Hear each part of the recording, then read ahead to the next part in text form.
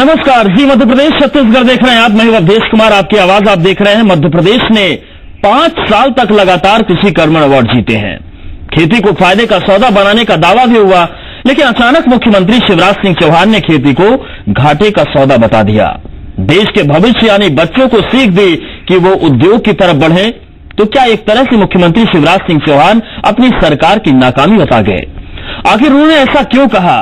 क्या ये वो सच्चाई है जो अचानक ही मुख्यमंत्री की जुबान पर आ गई? चर्चा आज इसी विषय पर करेंगे। ये सवाल इसलिए भी क्योंकि शिवराज सिंह चौहान ने अपने आप को अब तक एक उन्नत किसान या किसान पुत्र के रूप में ही प्रेजेंट किया है।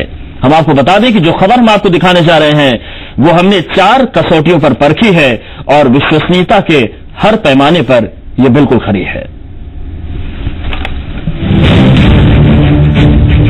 मध्य प्रदेश के मुख्यमंत्री शिवराज सिंह चौहान खुद को किसान परिवार से बताने का कोई मौका नहीं चूकते। अपनी सरकार को किसानों की सरकार बताते हैं, दावा करते हैं कि सरकार किसानों की हर मुमकिन मदद करती है।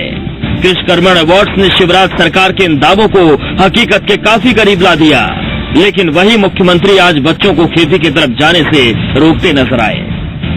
हम जानते हैं खेती में इतना मुनाफा नहीं है, खेती पट के घट गई है, तुम में से कई बच्चे उद्योगों की तरफ आओ। तो क्या मुख्यमंत्री शिवराज सिंह चौहान के मुंह से गलती से ही सही लेकिन सच निकल गया, या फिर उन्होंने मान लिया कि उनकी तमाम कोशिशों के बावजूद किसानों की हालत नहीं सुधर पाई?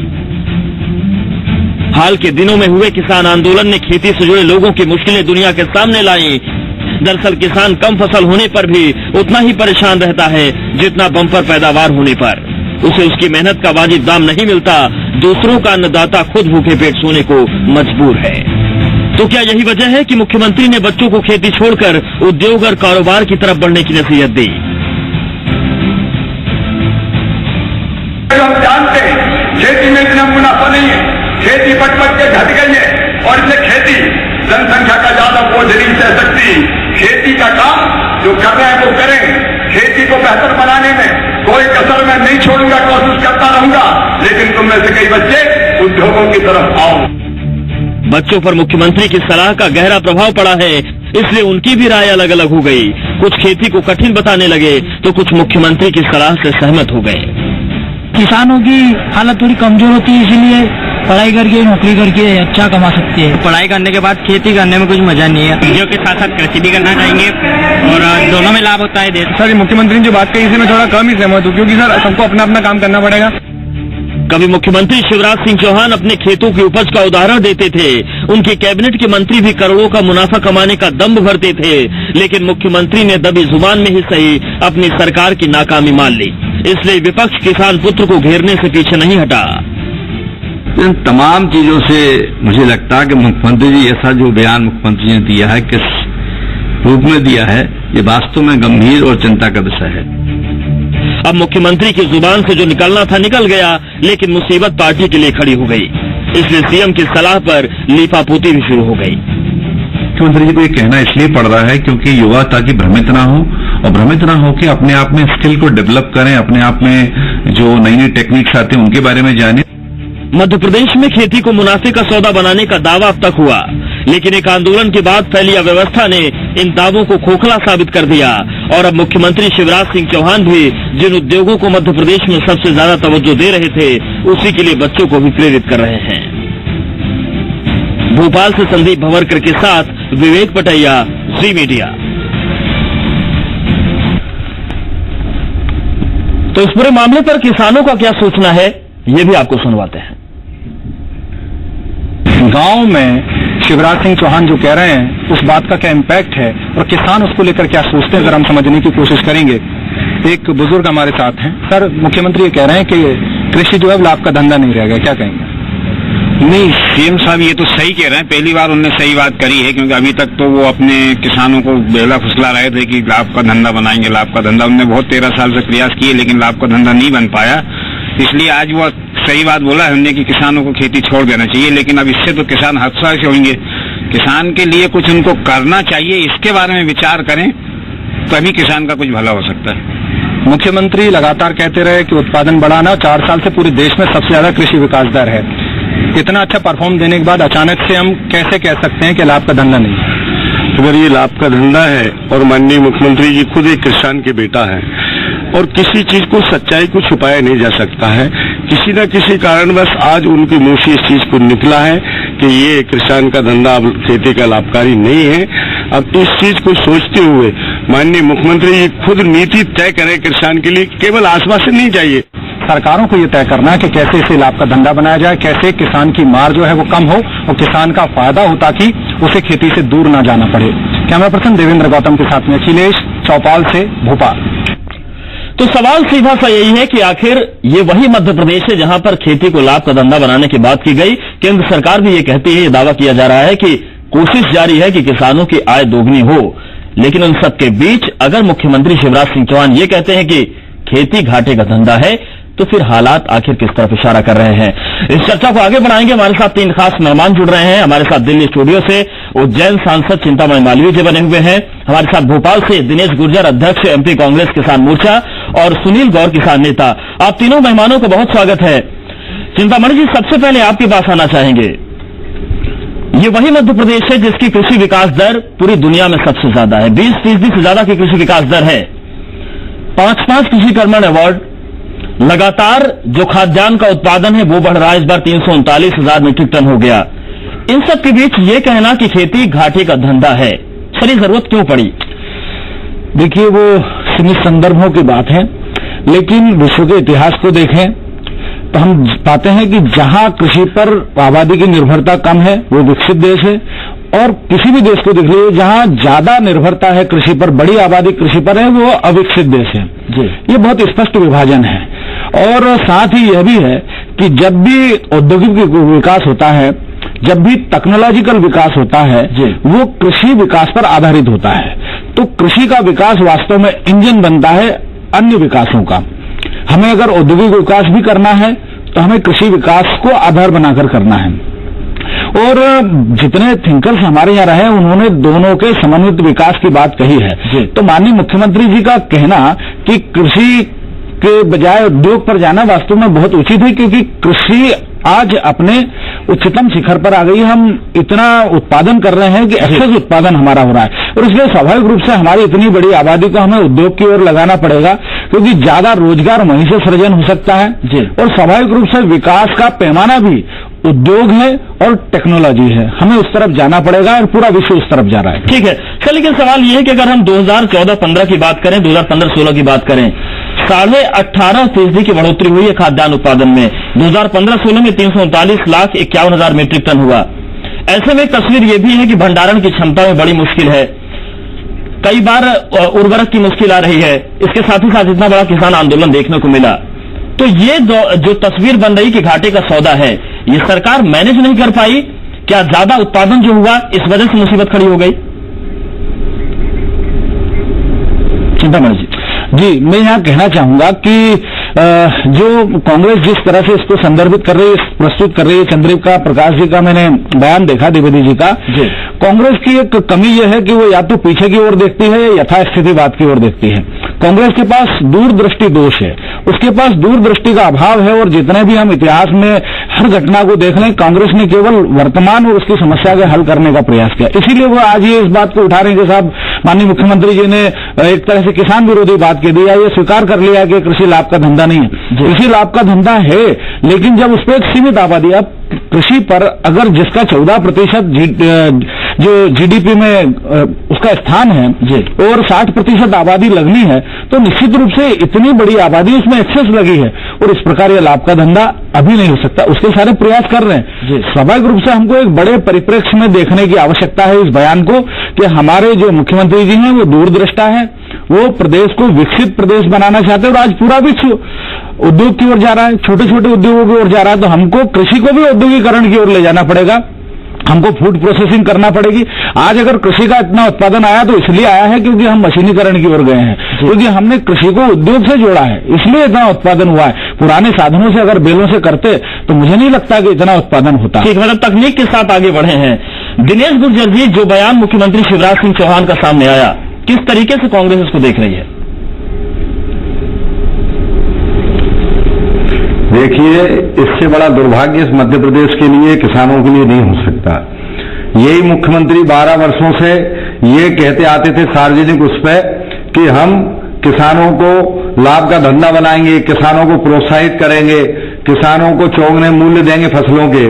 वही मुख्यमंत्री, चूंकि छल और बेईमानी ज्यादा दिन नहीं चलती, अब चूंकि पोल खुल गई मुख्यमंत्री जी की, तो हताश होकर उन्होंने अब नई दिशा में नौजवानों को गुमराह करने के लिए कहा कि उद्योग की तरफ जाएं। आप मुख्यमंत्री हैं, आपकी भारत सरकार आपकी है, मध्य प्रदेश में सरकार आपकी है। अभी आप कई बार झूठे लुभावने आपने वादे किए थे किसानों के साथ कि हम किसानों को लाएंगे, नई योजनाएं लाएंगे, उद्योग नीति जोड़ेंगे, फूड प्रोसेसिंग कराएंगे, मैं खुद की फसल करता हूं, मैं उससे फल फूल की धंधे कराएंगे। आज चूंकि ये सब जो उनके लुभावने वादे थे झूठे, वो किसान समझ गया, तो अब उन्होंने थक हार के अपनी हार मान के, और उन्होंने अब इनको नौजवानों को, किसानों को कैसे गुमराह करें, तो अब दूसरी दिशा में उन्होंने कि नौजवान आए उद्योग की तरफ भगे, खेती को बंद करें। ये बड़ा दुर्भाग्य है कि मध्य प्रदेश की भारतीय जनता पार्टी की सरकार शिवराज सिंह चौहान किसानों के उत्थान करने में, विकास करने में और फसलों के अच्छे दाम देने में हार गई है, इसलिए हताश का ये प्रमाण है। मैं आग्रह करता हूं दिनेश गुजर जी से कि कांग्रेस के इतिहास का भी अध्ययन करें, और जवाहरलाल नेहरू ने सबसे पहले कृषि से आगे उद्योग को रखा। और मैं ये भी आग्रह करता हूं, मुझे लगता है कि दिनेश गुजर जी पढ़ते कम है, कांग्रेस का जो मुखपत्र है, कांग्रेस का प्रमुख निकलता है, उसको आप पढ़ लीजिए, अप्रैल का 2016 का, उसमें पूरा दिया हुआ है। कांग्रेस खुद इस बात पर ज्यादा जोर दे रही थी, उनने अपने सारे उदाहरण दिए हैं कि किस प्रकार नेहरू जी ने औद्योगिकीकरण पे बल दिया, किस प्रकार इंदिरा जी ने औद्योगिकीकरण पे बल दिया, किस प्रकार राजीव गांधी तकनीक को लेकर के आए, कंप्यूटर को लेकर के आए। तो आप दोनों तरफ कैसे चल सकते हैं? आप अपना कोई स्थिर तय कर लीजिए, कोई स्टैंड बना लीजिए, तब बात कीजिए। ये कहना कि माननीय मुख्यमंत्री जी ने एक भविष्य की दृष्टि के हिसाब से कहा कि भाई हमारी आबादी को उद्योग की ओर जाना पड़ेगा। आज चाइना अगर इतना आगे है तो इसलिए है क्योंकि उसने अपनी आबादी को कृषि से निकाल करके उद्योग में लगाया, छोटे छोटे उत्पादन की इकाइयां बनाई। आज अगर अमेरिका इतना आगे है तो इसलिए है कि उसकी आबादी का मात्र 3 या 4% कृषि पर लगता है, और हमारी आबादी का 60% लगता है। मुझे लगता है कि ये विचार करने की आवश्यकता है, और इस प्रकार अगर सर विचार करने की आवश्यकता है, लेकिन सवाल ये उठता है कि जिस गति के साथ अनाज का उत्पादन बढ़ रहा है, उस गति में अगर फूड प्रोसेसिंग यूनिट नहीं बन पा रही है, भंडारण क्षमता नहीं बढ़ पा रही है, तो फिर हम कैसे ये उम्मीद कर पाए कि उस गति से तकनीकी बढ़ेगी? फिलहाल किसान नेता हमारे साथ मौजूद सुनील गौर जी। सुनील गौर जी, ये बताइए कि बम्पर उत्पादन हो रहा है मध्य प्रदेश में, अनाज उत्पादन हो रहा है, हॉर्टिकल्चर के क्षेत्र में मध्य प्रदेश को आगे बढ़ा रहे हैं किसान, लेकिन दिक्कत कहां है? क्या वाकई घाटी का सौदा है? पहली बार सच्चाई स्वीकार की गई है।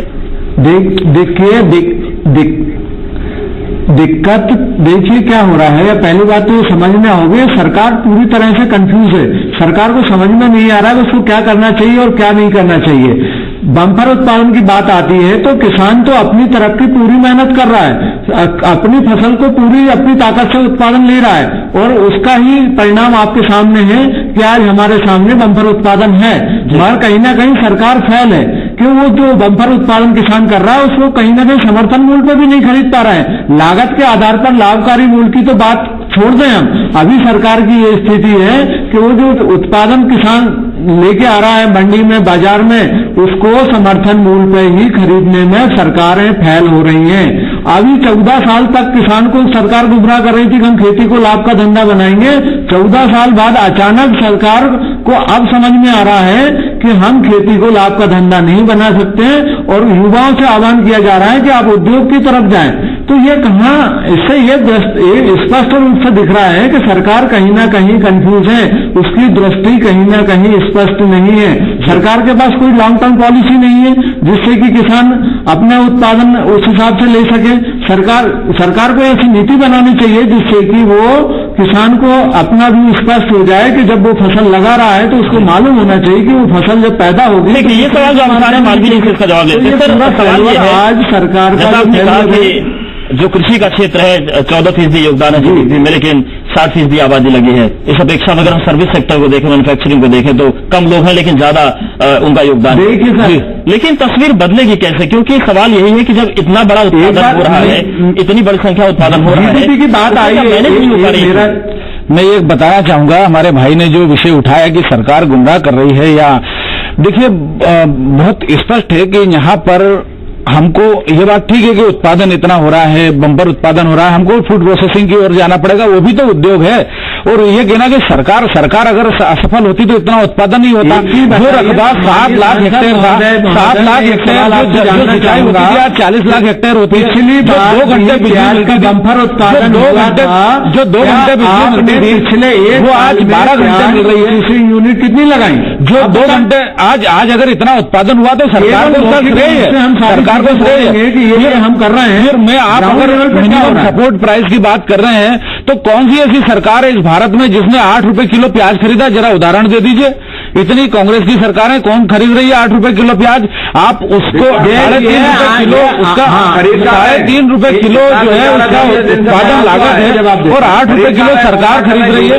मुझे तो लगता है कि अगर आप सही में किसान है तो सरकार को धन्यवाद कीजिए। 5,500 रुपए, आपके 5,500 रुपए लाइन लगा के पड़ा 10 दिन से 5.5 कर रहे हैं उसको।